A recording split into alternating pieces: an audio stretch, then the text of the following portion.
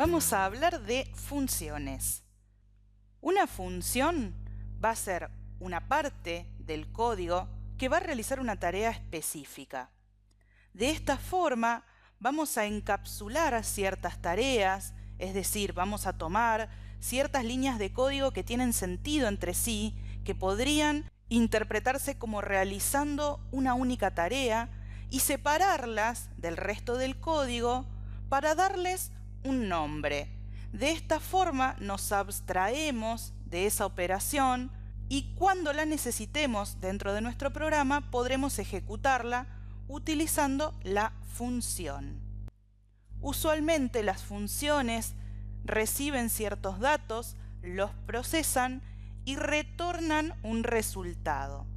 Lo interesante es que una vez que tenemos una función, la podemos reusar en nuestro código y podríamos procesar distintos datos que necesiten ser procesados de la misma forma. Así, la función va a tomar los datos, sin importar cuáles sean, siempre que necesitan ser procesados de la misma manera.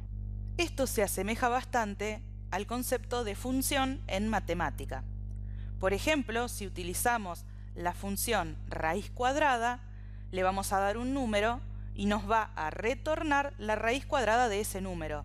Pero no importa cuál es el número. Lo que importa es que yo sé que dándole un número a esa función, voy a obtener como resultado su raíz cuadrada. Y voy a poder utilizarla muchas veces con distintos números. Lo mismo sucede en programación. La diferencia que tenemos en programación es que las funciones podrían no recibir ningún dato o también podrían no retornar ningún resultado. En breve vamos a ver ejemplos de esto. Hasta el momento hemos estado utilizando funciones sin saber que eran funciones. Algunas de estas funciones eran, por ejemplo, print e input. Print es una función que no retorna ningún resultado. Esta función recibe datos, que son los datos que queremos mostrar en la pantalla, y el procesamiento que realiza hace que esos datos se impriman en pantalla, pero no retorna ningún resultado. En cambio, input, hemos visto que podemos utilizarla de dos formas. En una de ellas podemos no enviarle ningún dato y que simplemente comience a parpadear el cursor esperando que el usuario ingrese algo. La función input permite al usuario ingresar algo por el teclado y lo retorna en forma de string. Por eso cuando hacemos un input, la mayoría de las veces terminamos guardando en una variable lo que esa función retorna y si, por ejemplo, estamos pidiendo un número, sabemos que esta función nos va a dar un string, por lo tanto necesitamos convertirlo a número. Esto ya lo hemos hecho. Bueno, estas son funciones que hemos estado utilizando hasta el momento. Entonces, las funciones nos van a permitir reutilizar el código en vez de reescribirlo. Cuando necesitamos hacer una operación varias veces, podemos escribir una función que la realice y entonces cada vez que necesitemos realizar la misma operación, vamos a llamar a esa función. Llamar significa ejecutar la operación que la función tiene dentro. También, algo muy importante, es que nos va a permitir dividir un problema en partes más pequeñas. Esto significa que vamos a poder programar sin preocuparnos demasiado por el detalle de cómo hacer una operación, sino simplemente teniendo en mente que esa operación se va a realizar. Y después nos preocupamos por el detalle. De esta manera vamos a poder modularizar un problema, vamos a poder dividirlo para ocuparnos de cada parte del problema por separado. Y también otro detalle de esta utilidad de las funciones es que nos permite probar las partes de nuestro programa de manera individual para poder verificar que funcione correctamente. Esto normalmente se hace con programas grandes.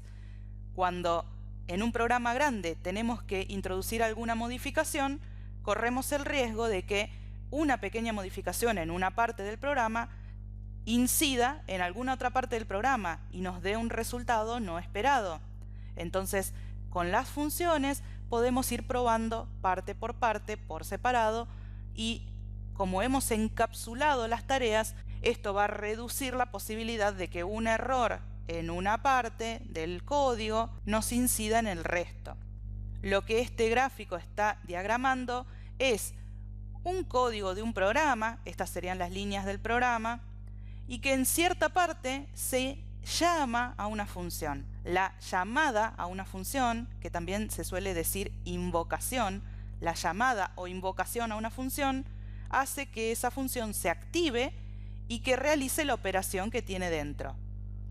Cuando el programa se está ejecutando, llega a la parte donde hay una llamada o la invocación a una función, se pasa entonces a esa función a ejecutar el código que tiene dentro, se ejecuta todo el código que está dentro de la función y luego, una vez que termina de ejecutarse la función, se vuelve al punto donde se había llamado. En el caso de que esta función diera un resultado, se vuelve con el resultado obtenido. Es importante que esta función solamente se activó, significa que se le dio un espacio en la memoria, cuando se la llamó, pero cuando se terminó de ejecutar, desapareció de la memoria y volvimos al programa principal. El programa se sigue ejecutando y llama en alguna otra parte a otra función. Sucede lo mismo, se activa, se le da un espacio en la memoria, se ejecuta la función y si da un resultado, vuelve con ese resultado, o si no, simplemente vuelve sin nada. Pero cuando se vuelve, la función desaparece de la memoria. Continuamos con el programa y podemos volver a llamar a una función que ya habíamos llamado anteriormente. Entonces se vuelve a activar en la memoria, otra vez se ejecuta y retorna al punto desde donde se llamó para continuar con el programa. Cuando una función retorna un resultado y volvemos al punto del programa donde se la había llamado, se reemplaza esa llamada de la función por el resultado. Es lo mismo que sucede si tenemos una operación matemática. Si, por ejemplo, queremos hacer la operación 5 más y entre paréntesis tenemos 3 dividido 2, primero se va a ejecutar la operación 3 dividido 2, se va a obtener un resultado y lo que vamos a tener en realidad es 5 más 1,5, porque 1,5 es el resultado de 3 dividido 2. Entonces el resultado reemplazó a la operación. Algo similar sucede con las funciones. Vamos a ver cómo las funciones nos permiten modularizar un problema, dividirlo en módulos, para poder solucionarlo parte por parte. Supongamos esta consigna: solicitar al usuario el ingreso de números primos. La lectura finalizará cuando ingrese un número que no sea primo. Por cada número, mostrar la suma de sus dígitos. También solicitar al usuario un dígito e informar la cantidad de veces que aparece en el número, frecuencia. Al finalizar el programa, mostrar el factorial del mayor número ingresado. Si quisiéramos hacer esto todo dentro de un único algoritmo sin modularizar, sería un algoritmo bastante complejo, con bucles anidados y que tenemos que pensar bastante para lograr que nos quede tal como la consigna nos lo pide. En cambio, si lo leemos y lo interpretamos así como nos lo piden y lo vamos escribiendo en un pseudocódigo, esto que está acá es pseudocódigo, no es código Python, podemos empezar a escribir como si las operaciones ya estuvieran hechas. De esta forma vamos a empezar por leer un número. Acá nos dice que vamos a pedir al usuario el ingreso de números primos. Como ya sabemos cuál es el problema, siempre es importante conocer exactamente todo el problema antes de empezar a programar, sabemos que tenemos que calcular el mayor número ingresado. Por eso tenemos primero una variable en la cual vamos a guardar el mayor. Empezamos por leer un número y dice que la lectura va a finalizar cuando se ingrese un número que no sea primo. No sabemos cuántos números se van a ingresar, pero sabemos que vamos a permitir que el usuario ingrese números hasta que ingrese uno que no sea primo. Esto significa que mientras el número sea primo, vamos a procesar todo lo demás.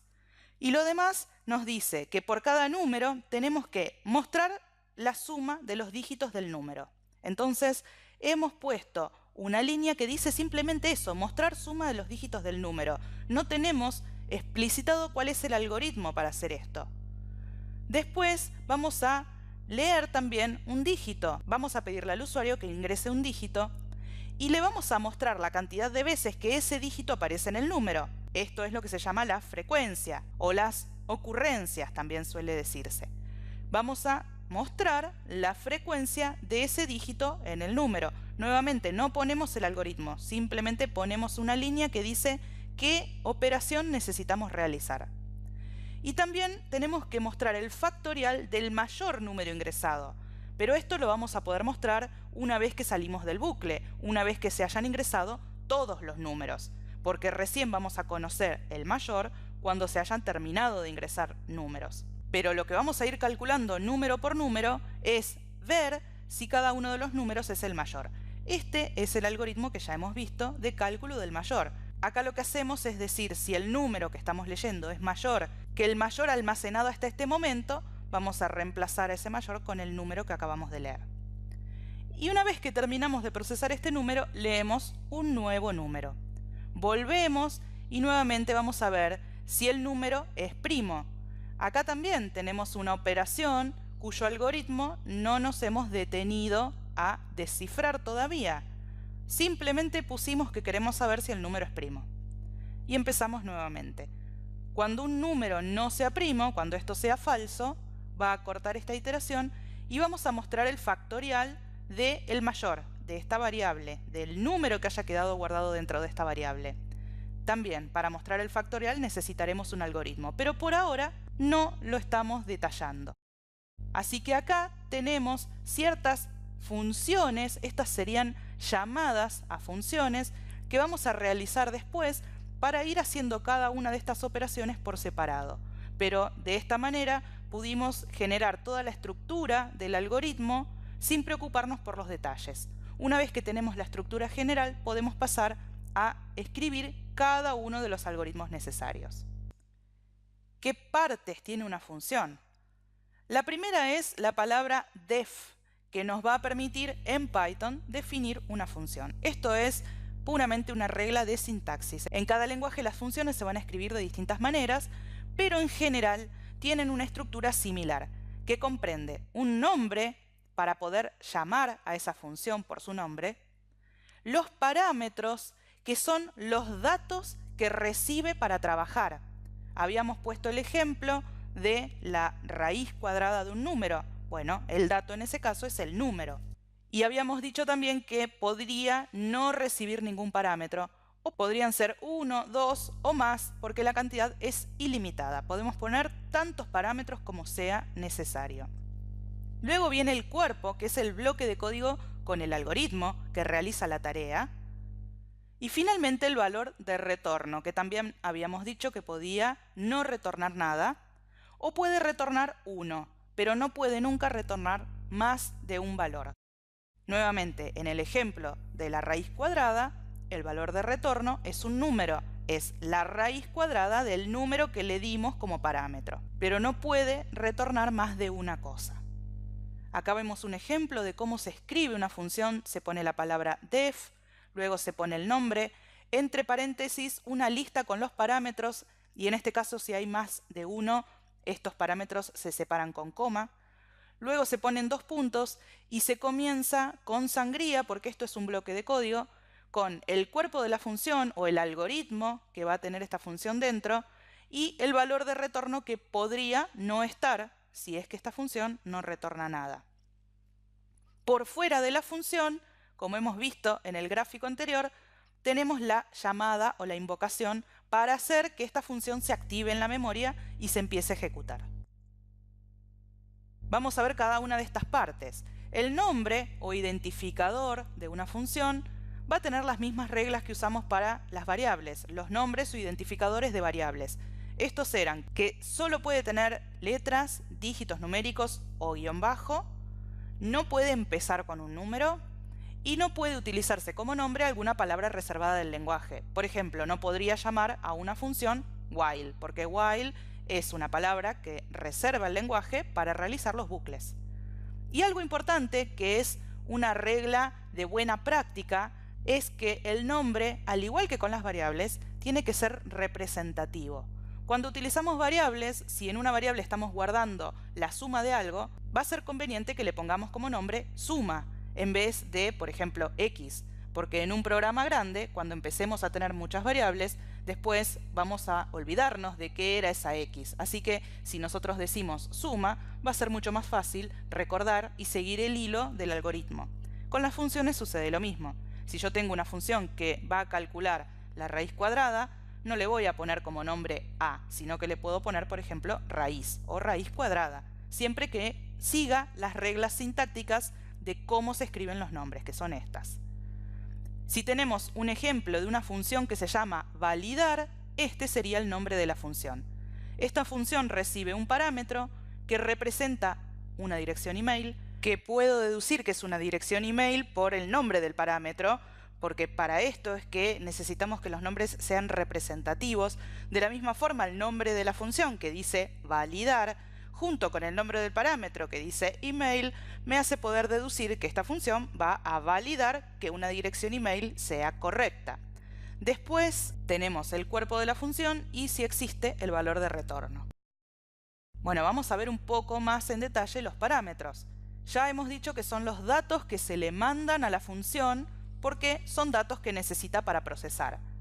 Pueden ser datos de cualquier tipo. Esto significa que podrían ser enteros, strings o cualquier otro tipo de dato. También puede haber más de uno. Podría no haber ninguno, eso ya lo hemos visto, pero si hay más de uno, los vamos a separar con coma. Algo importante con los parámetros es que la cantidad y la posición de los parámetros y los argumentos debe ser la misma. Argumentos es la palabra que se usa para referirse a los datos que se le mandan a una función en la llamada a esa función, mientras que parámetros se utiliza para hacer referencia a los datos que la función recibe. Si yo estoy enviando más de un dato, entonces cuando los envío en la llamada a la función, tengo que colocarlos en el mismo orden en el que estoy colocando la lista de parámetros dentro de la función. Algo importante a tener en cuenta con los parámetros es que pueden tener cualquier nombre, de la misma forma en la que yo le pongo cualquier nombre a una variable.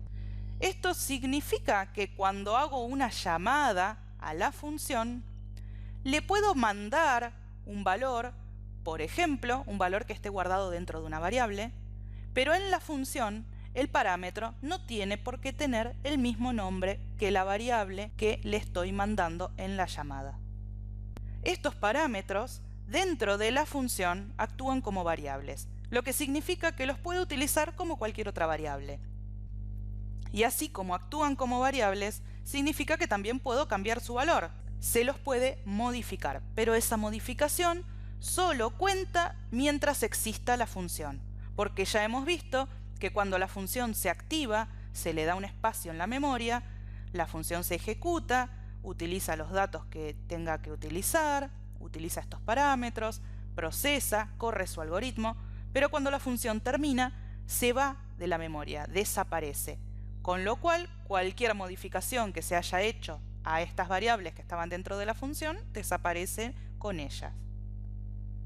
Para los parámetros, al menos en Python, pero también en algunos otros lenguajes, se puede indicar un valor por defecto, que se va a usar solamente si cuando llamamos a la función no le estamos dando ningún valor a ese parámetro. Y esto, en cierta forma, es una excepción a lo que vimos anteriormente de que la cantidad de parámetros debe coincidir con la cantidad de argumentos, porque es posible que la cantidad de argumentos sea menor que la cantidad de parámetros, pero solo en este caso, cuando los parámetros que omitimos tienen asignado algún valor por defecto. Por ejemplo, acá tenemos una función que se llama guardar contraseña, que recibe un parámetro que es la contraseña. Se supone que esta función acá adentro tiene un algoritmo que podría ser un algoritmo que se encarga de guardar esta contraseña en la base de datos. Pero si el usuario no puso ninguna contraseña, vamos a poner por defecto la contraseña user123. Esto es un valor por defecto y se indica de esta manera. Tenemos el nombre del parámetro, así como acá el parámetro es email, acá es este, pwd, que es una abreviatura de la palabra password. Se pone el signo igual y a continuación el valor por defecto. es una especie de asignación de variable, porque ya hemos dicho que los parámetros actúan como variables dentro de la función. Lo que tiene de especial es que si se colocó algún valor, entonces esto no se le guarda. Pero si no se le mandó ningún valor, se va a poner este valor, que en este caso es un string, y ese string va a ser lo que se guarde como valor de ese parámetro. Algo que hemos mencionado recién es el ámbito de las variables. Hemos dicho que si un parámetro es modificado dentro de la función, esto tiene validez, es correcto, pero esa modificación solamente se toma en cuenta dentro del ámbito de la función. Esto del ámbito es simplemente dónde puede usarse cada variable. Cuando ejecutamos un programa, si este programa tiene variables y este programa no está dentro de ninguna función, en Python sería lo que venimos haciendo hasta el momento, que es directamente abrir un archivo en blanco y comenzar a escribir el programa. A eso se lo llama ámbito global. En la memoria, suponemos que tenemos celdas de memoria donde guardar variables. Las variables que tenemos dentro de nuestro programa se guardan en el ámbito global. Eso es lo que veníamos haciendo hasta el momento. Cuando una función se llama o se la invoca, a esa función se le da un espacio en la memoria. Y esto hace que se genere en la memoria un ámbito específico para esa función. Todas las variables que esta función utilice, incluyendo a los parámetros, se van a guardar en este espacio de la memoria. Entonces, desde adentro de la función, yo voy a poder usar lo que está en el ámbito global, porque justamente por eso se lo llama global, porque es visible desde cualquier lado, pero las variables que yo tenga acá adentro van a existir mientras esto esté vivo en la memoria, mientras esta función esté activa, y una vez que la función termina de ejecutarse, se desaloja de la memoria y esas variables dejan de existir. Si tuviéramos acá estos ejemplos, vamos a ver que esta función tiene por lo menos dos variables. No sabemos si en el resto del cuerpo hay más, pero al menos vemos que tiene un parámetro y una variable que se llama carácter buscado. Entonces, cuando se activa el espacio en la memoria, se va a guardar este email que se pasó como parámetro y se va a guardar también el carácter buscado. Cuando la función termina de ejecutarse, eso desaparece. Y algo similar sucede con la otra. Esta vemos que recibe dos parámetros, user y password. Cuando la función se activa, estas variables se guardan y acá vemos que una de las variables, uno de los parámetros, fue modificado. Se le aplicó una operación que es strip, que es la que elimina los espacios al principio y al final de un string, y se guardó el resultado de esa función modificando a la variable user, que era uno de los parámetros. Significa que cuando yo llamo a esta función dentro de mi programa y la invoco utilizando su nombre y una lista de argumentos, voy a poner acá algún argumento que sea el nombre de usuario, seguramente un string. Y también voy a poner otro argumento que sea la contraseña, seguramente otro string. Así que como esto es un string, lo primero que quiero hacer es eliminar los espacios al principio y al final. Supongamos que estamos intentando evitar que el usuario cree un nombre de usuario que contenga espacios al principio o al final. Así que aplicamos esta operación strip y modificamos el valor que traía el parámetro user para ahora tener el string modificado. Esa modificación se utiliza para el resto del algoritmo. Supongamos que lo que hace es guardar en una base de datos este usuario y esta contraseña.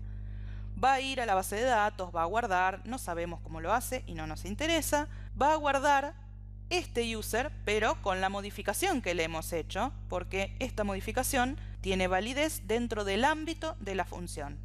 Una vez que esta función retorna, podría, por ejemplo, no retornar nada, o podría retornar algún valor que indique si se pudo guardar exitosamente en la base de datos.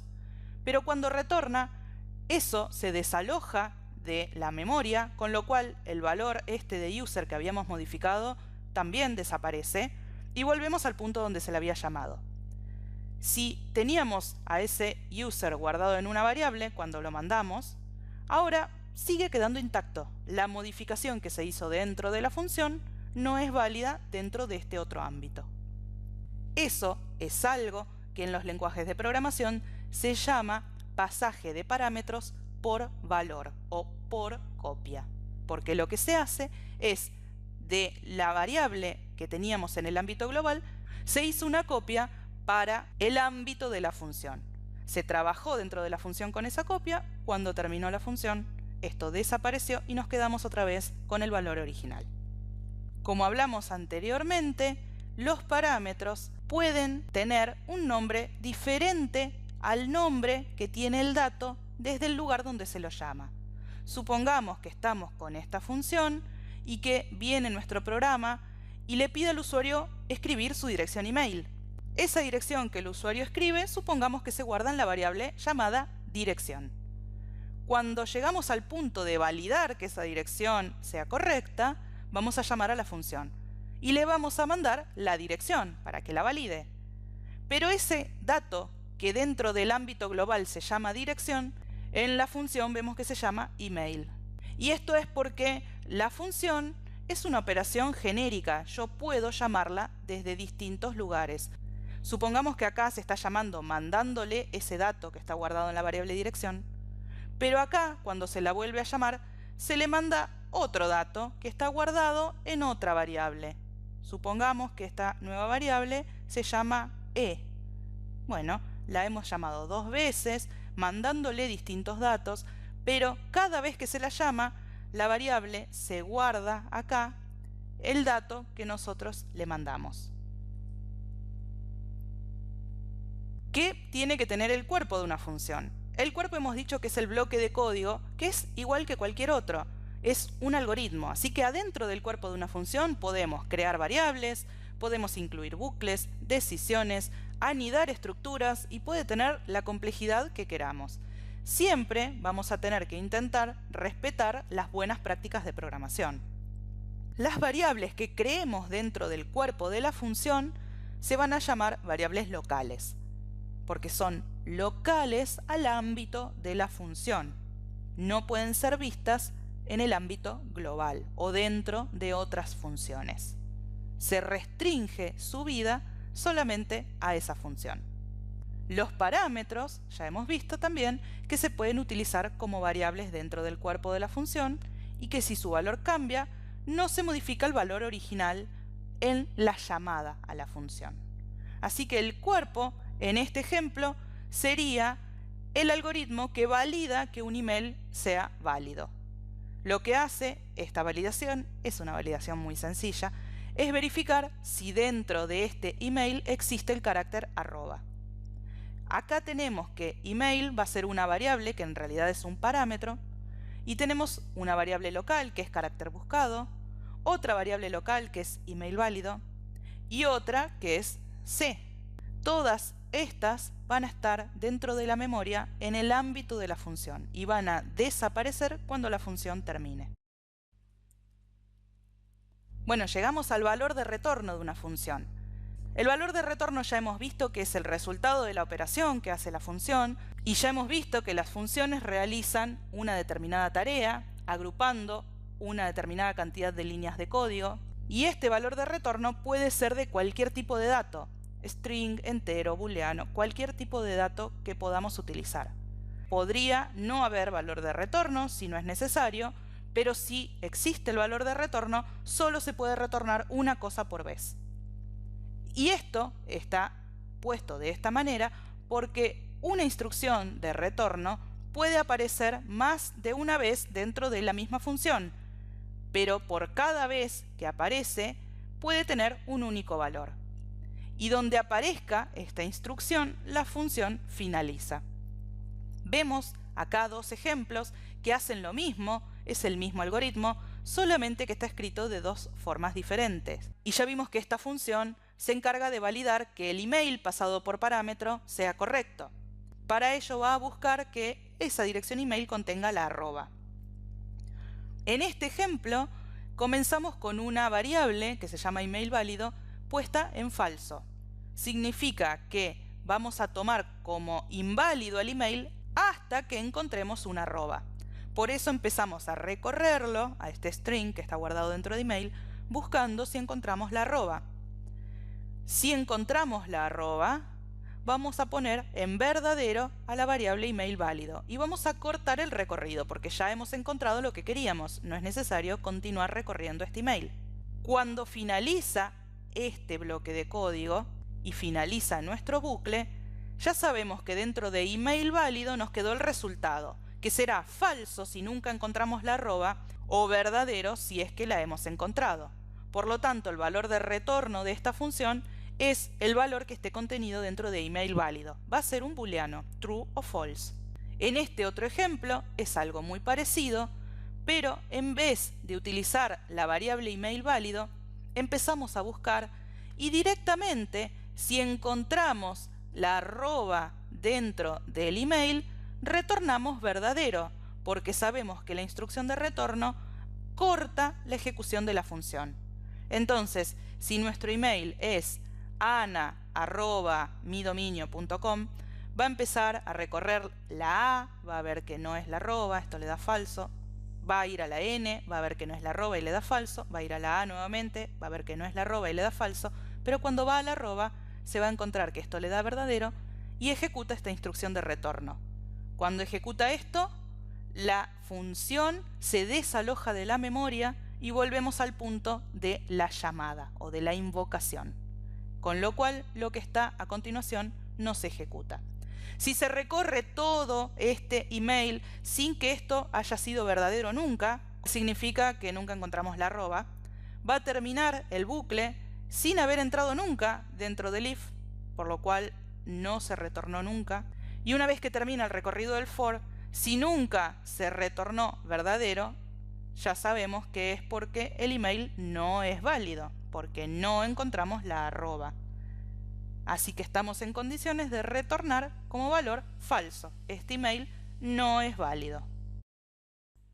Hasta el momento analizamos las partes de una función, pero ahora veremos cómo lograr que una función se active y realice la tarea que tiene prevista. Para esto debemos llamar o invocar a la función.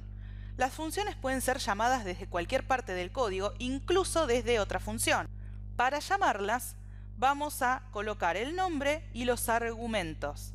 Nuevamente, la cantidad de parámetros y de argumentos tiene que coincidir, pero no importa que coincidan el nombre de los argumentos con el nombre de los parámetros. Vimos anteriormente esta función que se llamaba validar y que recibía un parámetro que es una dirección email. Y en la función ese parámetro se llama email. Pero acá vemos que le pedimos al usuario que ingrese un email y se guarda en la variable dirección. Cuando hacemos la llamada a la función validar, le mandamos como dato a dirección, porque es ahí donde tengo guardada la dirección email que quiero validar. La función va a tomar ese dato y lo va a guardar dentro de su variable email. Se va a hacer una copia en la memoria y va a trabajar con esa copia del dato. Y esto es así porque podríamos llamar varias veces a la función pasándole distintos argumentos. Cuando vuelve la función, cuando termina de trabajar y retorna, se desaloja de la memoria, volvemos al punto de la invocación, que sería acá. Cuando volvemos a este punto, vamos a reemplazar esto por el valor de retorno de la función. Como en el ejemplo de hacer 5 más 3 dividido 2, vimos que se reemplaza 3 dividido 2 por el resultado, que era 1,5 o 1.5, y luego se hacía 5 más 1.5. Acá sucede algo similar. Se reemplaza esto, en este caso por verdadero o falso, porque es lo que retorna esta función. El verdadero si la dirección era válida, el falso si no lo era. Y lo utilizamos dentro de un if en este caso.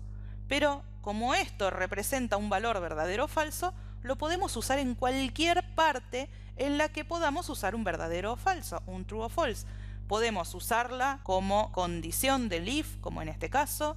Podemos guardar ese valor en una variable. Podemos usarlo dentro de otra operación o cualquier otro lugar donde podamos poner un valor booleano. Si acá retornó verdadero, como ya sabemos, el if va a ejecutar su bloque si lo que está acá, si la condición es verdadera. Si no es verdadera, pasamos al else e imprimimos dirección inválida, que es el bloque de código que se ejecuta si esto retornó falso.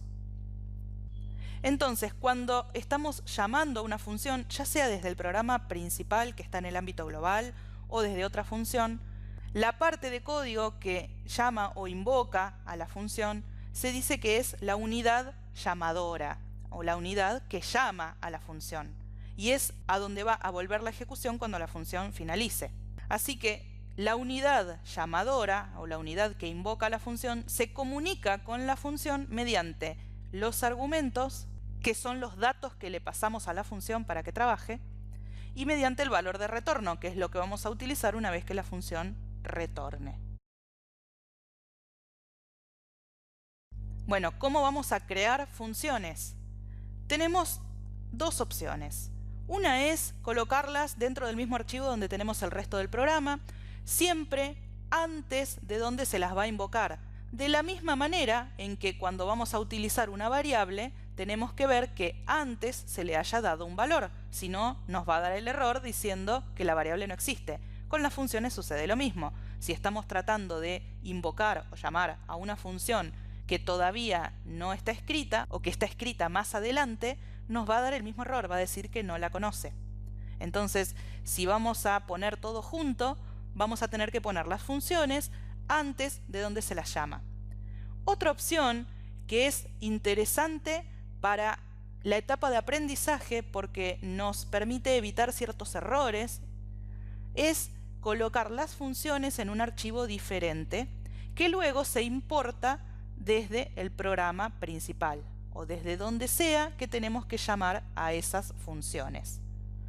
De esta manera que está explicitada acá, ponemos from, el nombre del archivo donde tengamos guardadas las funciones, import, y acá podríamos poner un listado de las funciones que queremos importar o ponemos el asterisco para indicar que se importen todas. Esta opción de poner un listado existe porque muchas veces vamos a utilizar lo que se llaman bibliotecas o librerías de funciones hechas por otros programadores.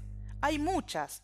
Por ejemplo, para Python existe Pygame, utilizada para el desarrollo de videojuegos, NumPy, utilizada para estadísticas y para inteligencia artificial, y son bibliotecas de funciones que ya están hechas y que están listas para que las utilicemos. Las ha hecho algún otro programador, de la misma forma en que nosotros utilizamos input y print, que están hechas por alguien más, no las hemos hecho nosotros. Pero normalmente estas bibliotecas suelen tener una gran cantidad de funciones y a veces no necesitamos utilizarlas a todas.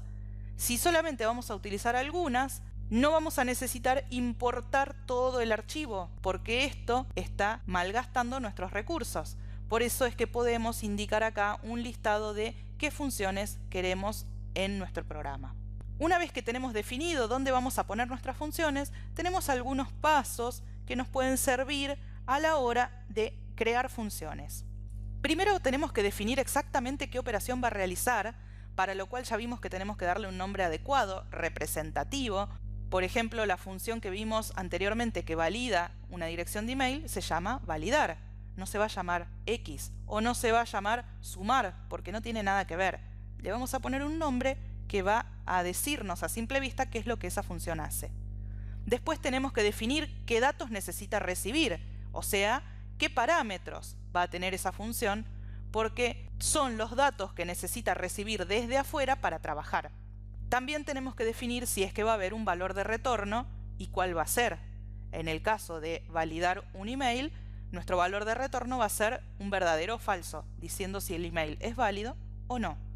Luego vamos a crear el algoritmo que va a realizar la tarea que la función hace y finalmente vamos a poner el valor de retorno o la instrucción return donde corresponda. Y acá hay algo muy importante a tener en cuenta y es que la función, cualquiera que sea, tiene que ser atómica. Esto significa que es una única tarea indivisible, como por ejemplo la de validar emails, tiene ciertos pasos, pero todos esos pasos son necesarios para validar el email. No incluimos dentro de la función otros pasos que no sean específicamente al fin de validar el email. Esos pasos tienen que entonces estar completos, tienen que estar todos dentro de la función, tienen que tener sentido juntos, porque tampoco es cuestión de agrupar cualquier número de líneas de código y ponerlos como función. Y esa función tiene que ser genérica para poder reutilizarla. Mientras estamos creando un algoritmo, cuando detectamos que vamos a necesitar crear una función, vamos a estar definiendo los primeros 3 pasos, porque vamos a saber qué operación necesitamos realizar. En el ejemplo de la raíz cuadrada, necesitamos una función que calcule la raíz cuadrada. Entonces le pondremos un nombre adecuado, por ejemplo, raíz cuadrada. También vamos a saber qué datos le tenemos que mandar, qué argumentos le vamos a poder mandar a esa función o qué parámetros va a necesitar recibir, en este caso, el número del cual calcular la raíz cuadrada. Y también vamos a saber si esa función va a necesitar retornar algo, en este ejemplo, el cálculo de la raíz cuadrada, que es un número. Una vez que tenemos eso, podemos utilizar esto dentro de nuestra unidad llamadora como si la función existiera. Podemos realizar la invocación mandándole los datos y utilizando el valor de retorno, pero luego dedicarnos al resto una vez que tenemos nuestro algoritmo principal y pasar después a crear el algoritmo que va a realizar la tarea dentro de la función y colocar el valor de retorno donde corresponda en la función. Significa que vamos a poder programar por partes. Vamos a realizar un programa con un algoritmo que tiene cierta complejidad, pero realizando las llamadas a las funciones como si existieran y tomando por hecho que nos va a retornar cada función el valor que necesitemos. Una vez que hemos hecho este algoritmo, pasamos entonces a trabajar sobre las funciones. Fue así como lo vimos en este ejemplo, en el cual creamos el algoritmo llamando a las funciones como si ellas ya existieran, pero en realidad no las tengo todavía definidas. Yo ya puedo pasar esto a código Python, este pseudocódigo, pero todavía ni siquiera comencé a escribir las funciones. Cuando pase esto a código Python, voy a necesitar acá darle un nombre a la función, por ejemplo, primo, y mandarle el dato que necesita para trabajar. En este caso, el número que he leído anteriormente. Si está en una variable que se llama n, si acá cuando lo leí lo guardé en una variable llamada n, entonces a la función primo le voy a mandar n. Y sé que esta función va a retornar true o false. Si el número es primo, va a retornar true. Si no es primo, va a retornar false. Por eso es que utilizo la llamada a la función como si ya existiera y sabiendo que me va a retornar. Si yo no sé que esto va a retornar true o false, no puedo utilizarlo dentro de un mientras o un while. De esta manera puedo escribir las llamadas a las funciones solamente conociendo el nombre de la función, el tipo y cantidad de datos que le voy a mandar y el tipo de valor de retorno si es que existe. En el próximo video veremos varios ejemplos prácticos de funciones y también de errores comunes que suelen suceder cuando estamos comenzando con las primeras funciones que aprendemos a escribir.